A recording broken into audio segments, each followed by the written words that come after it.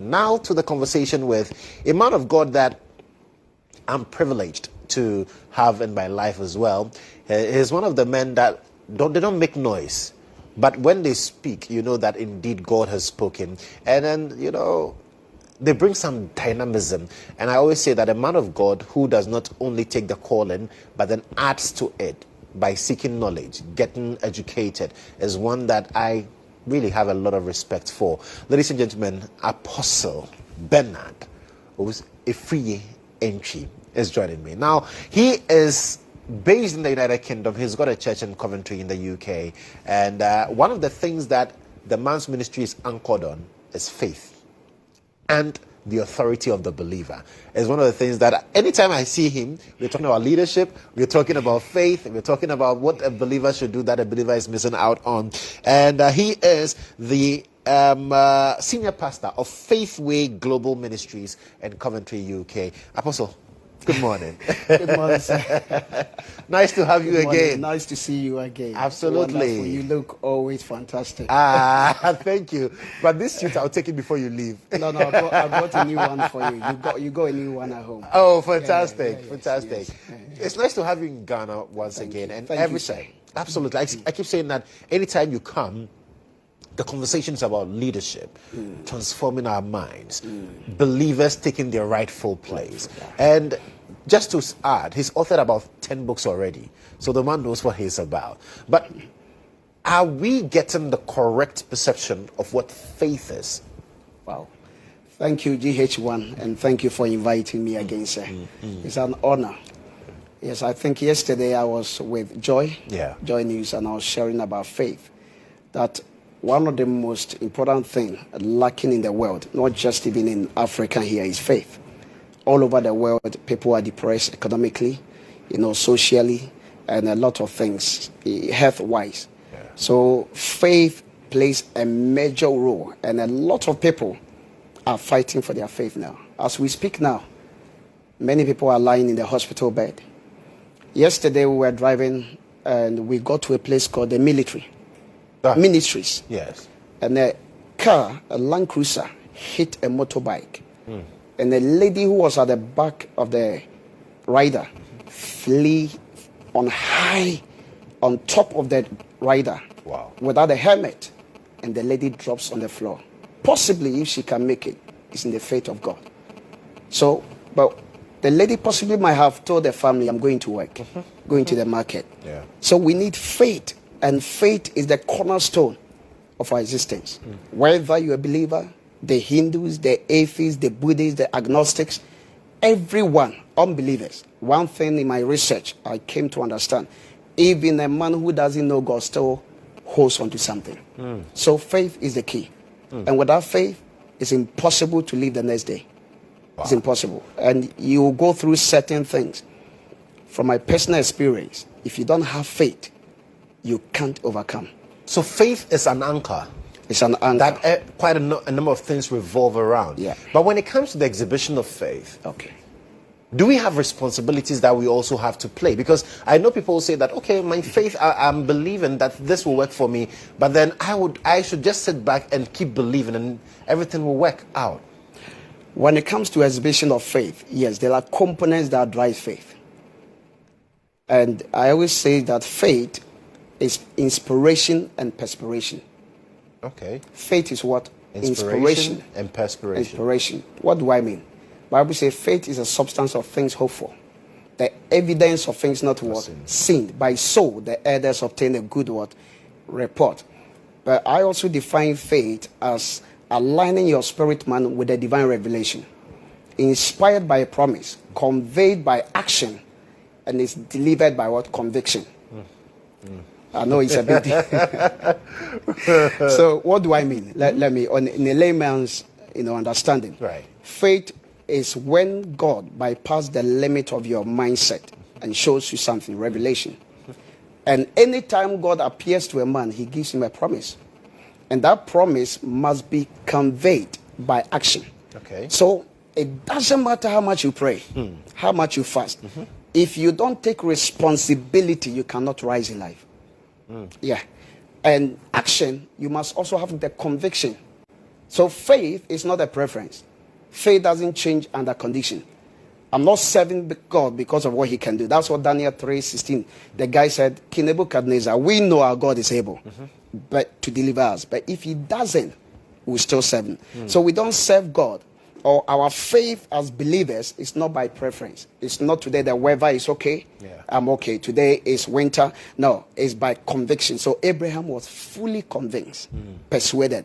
So one thing is that we must have knowledge in Christ. Our blessing is through knowledge. And this is one of the biggest issues facing African church today. We talk about favor, we talk about grace, and it has made people very lazy. That grace has accomplished everything through the finished work of God. But it takes faith to appropriate the blessing. So right now we sit here. If you ask me to come to where you are and I refuse to come, grace will carry you. Grace, yes, grace will carry me to sit here. But everything you have for me at that side, I will not have it. So faith without action. So the Bible says in Peter, by faith, add virtue, add knowledge, integrity, character, diligence, hard work. But we have omitted all these things as our religion. So religion is a deadless thing. And we tell people, sit in church all day, God will bless you. No, we don't serve a man of God. We serve a God who has placed responsibility and which is a burden in the heart of men. And until one of my book, The Powerful Way to Freedom, I said that no nation can enjoy freedom if they are not willing to be responsible. And faith brings you to a realm of responsibility. And that's one of the first principles God gave man. He told Adam, Genesis 1:16-26, God made man, and then he blessed them, be multiplied. 2 verse 5, God to 7. God did not allow any rain to fall because there was no man to manage. Then 2 verse 15, God said to Adam, now I've given you everything.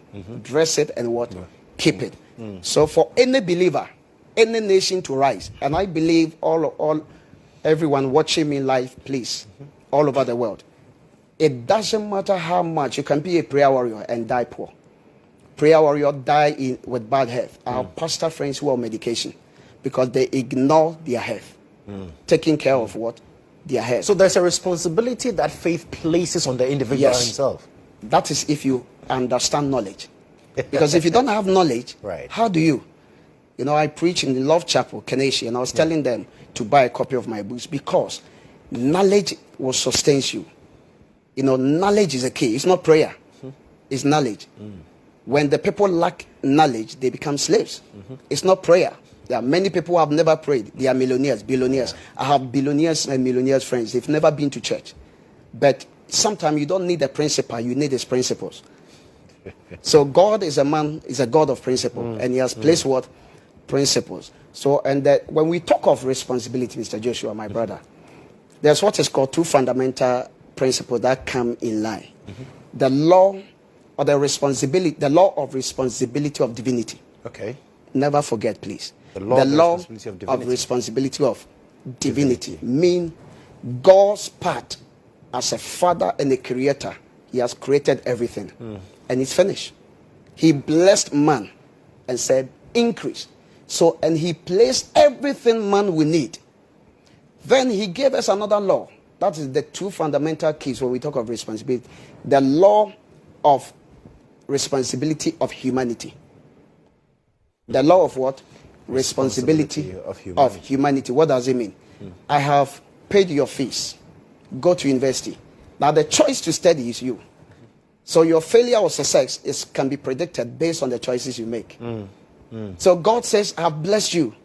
But you to become, it says, be fruitful. The word fruitful talks about the law of potentiality. I mean, you have the potential to become. But the choices you are going to make in life will determine. That's the law of responsibility of what? Humanity. So corruption is not from God. It's our responsibility, human action. People die in war. It's not from God. A lot of things that happen in life is not the responsibility of divinity because he has given man to manage the earth.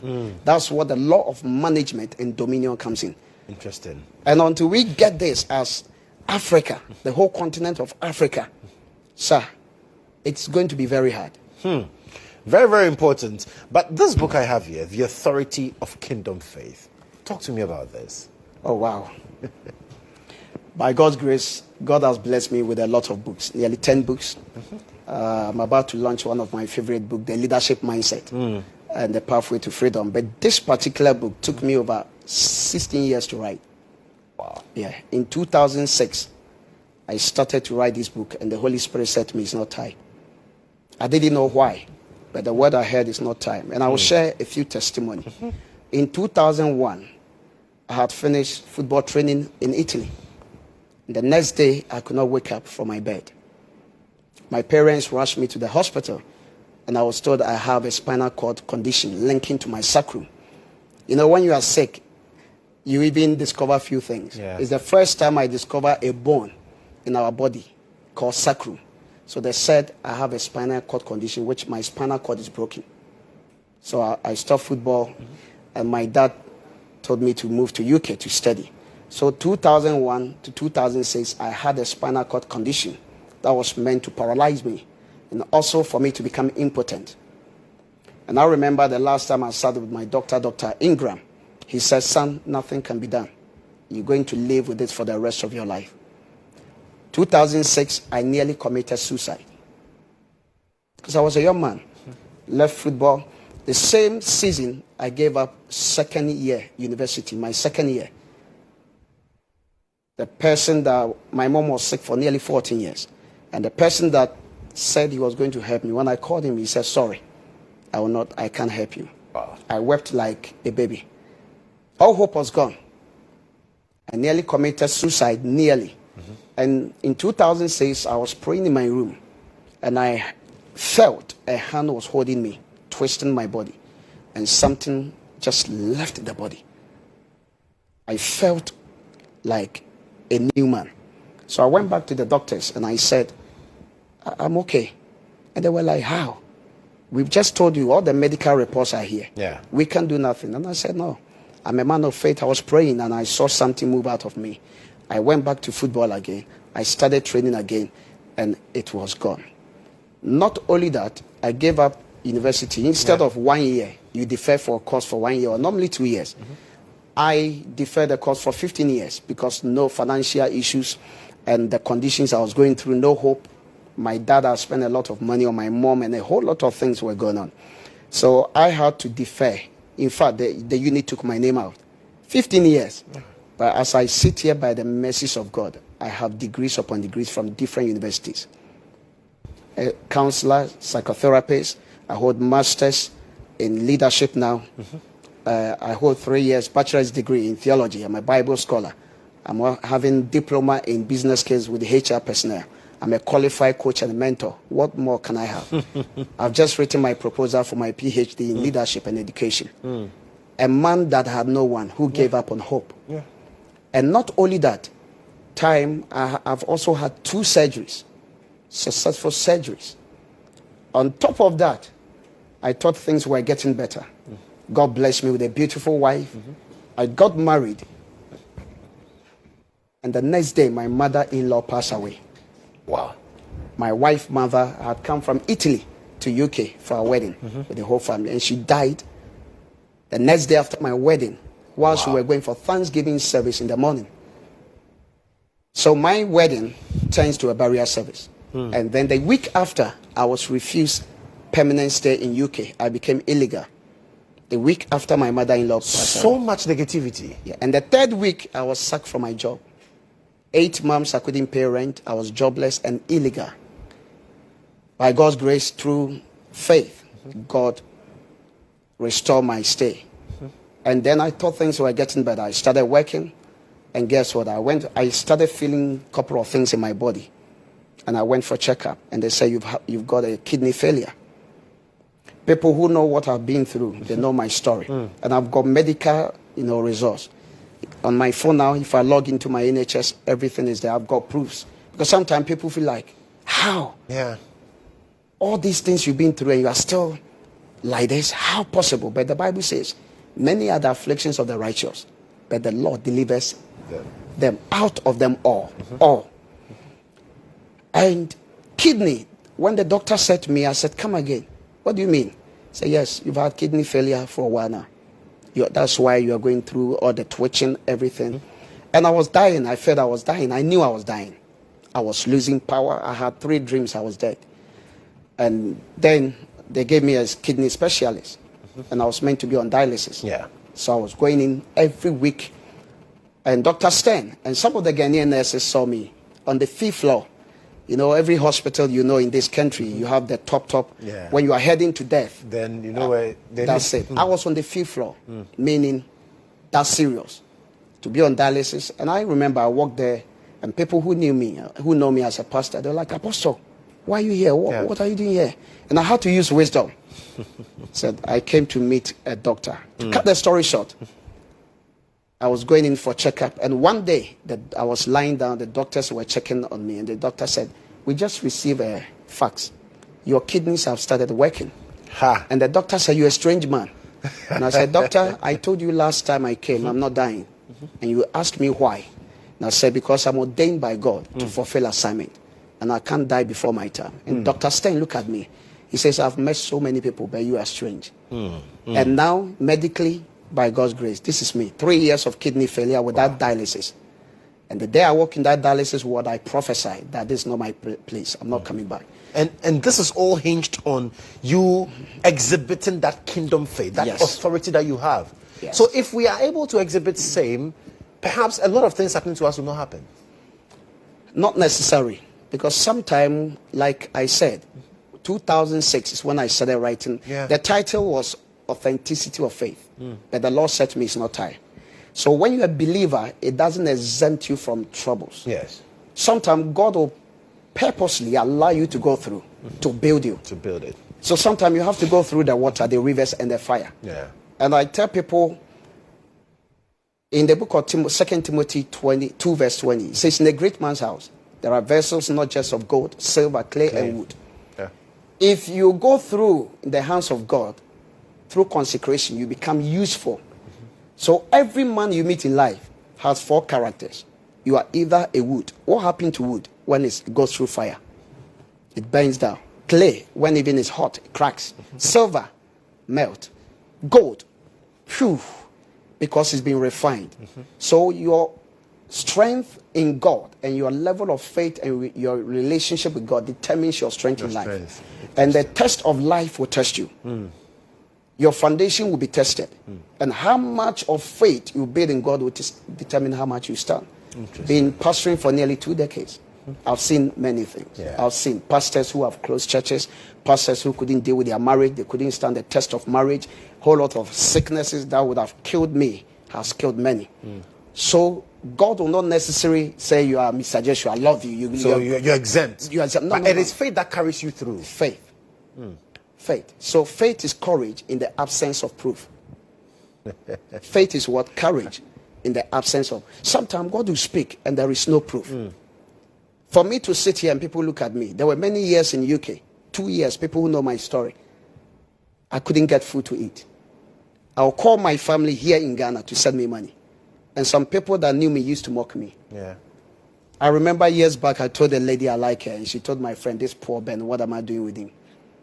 And today she looked at me and is like, wow, I can't believe what God has done in your life. I used to live with you in one house in UK. See, so for me, if Joseph didn't go through 17 years, how would you have had a testimony? Yeah. I've been preaching for years, and now people tells me that please preach on faith. Just talk about faith. Men of God invite me, and I want to teach on different. They say, man of God, can you talk about faith? Because your life is a testament. So this book is not a theory. The authority of kingdom faith. It's a practical book, as life experience in God through faith. And it has gone through the mill. The mill. Been tested and approved. And faith, which has not been tested, cannot what? Be approved. So in this book, you discover what is faith, 25 types of faith in the Bible, the components of faith, the necessity of kingdom faith, errors of faith, hindrances to faith. You discover how to starve your fears and build your what? Faith. So please. Faith is the key. Absolutely. And we run out of time, but I cannot let you go without talking about the mindset of leadership briefly. Because anytime I've had you here, we are talking about leadership. Yes. And leadership has become very key, not just on the continent, even in Ghana, in our churches, in our homes. The mindset, that book that is coming up, what should we expect from that? We should expect that leadership is a fundamental key. And I said that last time I was here, everything falls and rises on leadership. Absolutely. And for me, critically speaking, Africans' major issue is on leadership. I've read books. I run a company, leadership training schools. I've been pastoring for years. And every nation, every organization thrives on leadership. And until African leaders sit down and assess certain things, I call it the law of restraint and release, that we are also corporate. We are part of the problem. We cannot move forward. Because you know why? Dr. Kwame Nkrumah said something. That we are now free from our colonial masters. But we are not free. Yeah. He said we should change our mind. We should work hard. Build character. And are we doing it? And leadership is an attitude. Attitude is a mindset. Mindset is a belief system. A belief system is a philosophy. A philosophy is the way you think. So a leader's mindset determines a nation. That's what the Bible says, don't put a novice in power. So you can have the biggest resources.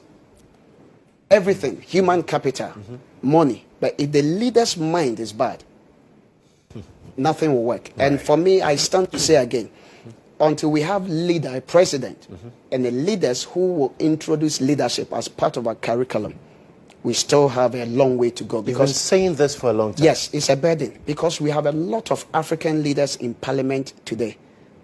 When you talk about leadership, they have no idea. I run leadership seminars by God's grace around the world. Now, by God's grace, I'll be heading to Kenya, in America, in July and August. I talk about leadership and people are lost. I speak about leadership integrity, the discipline of leadership innovation, the vision of leadership character, and people are sitting down. And the leadership priority.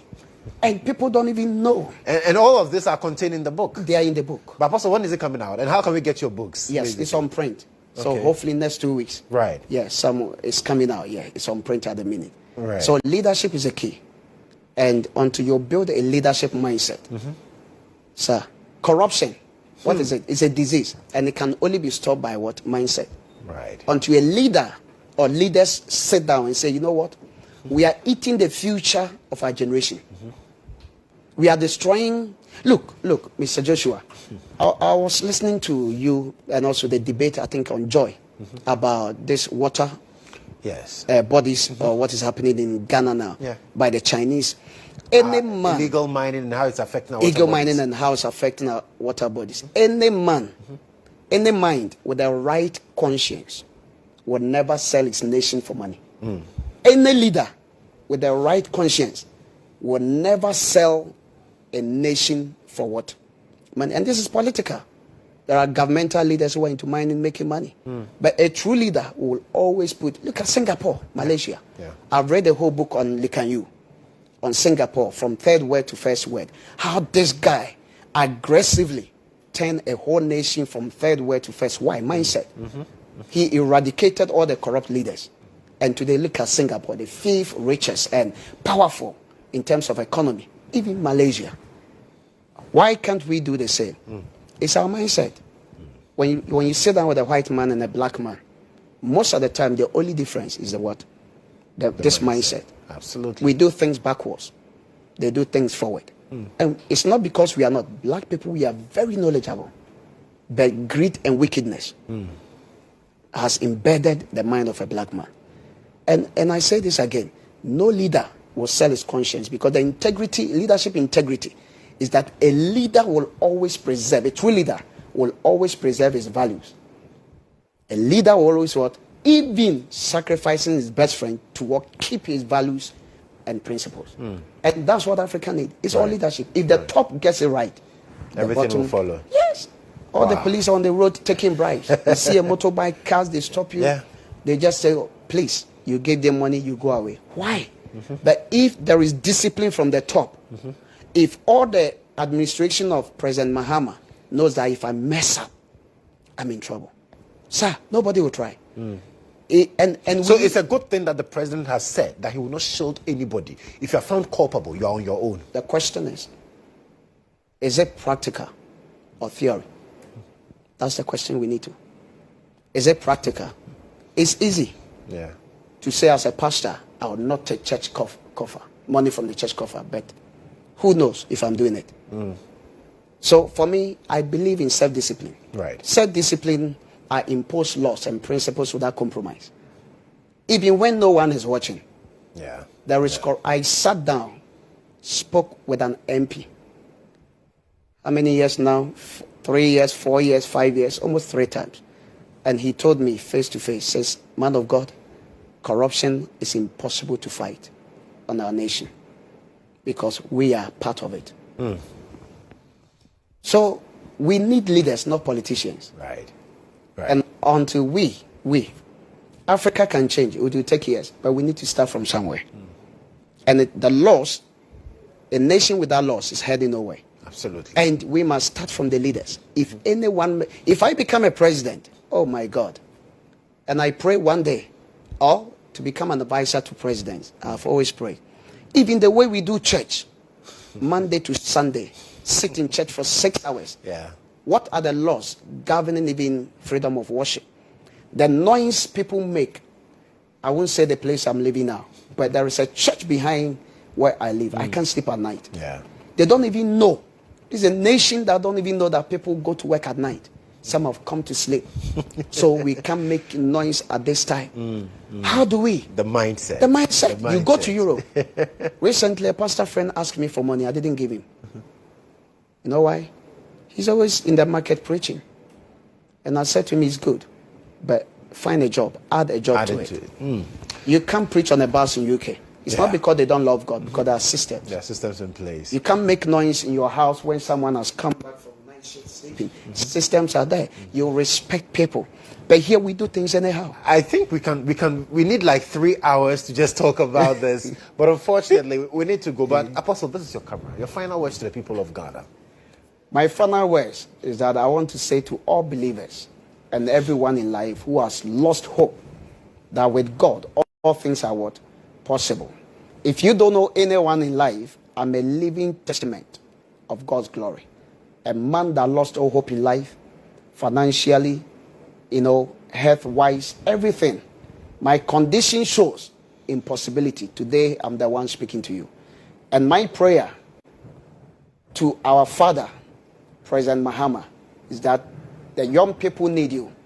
We are the ones to continue your succession. So please, raise good leadership succession so that we can continue the good work. And please, start today. We are begging you. Fight corruption. Fight the thing that destroy our nation.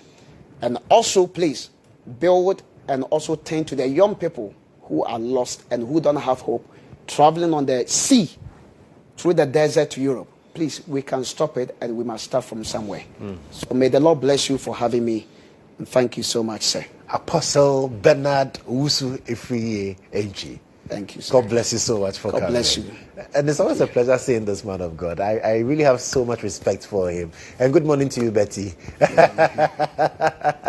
Apostle is still in town. He's got quite a number of activities also lined up. And so just follow him on social media as well and get to understand where he would be and then the various programs that he's also going to be a part of while he's still here in Ghana. But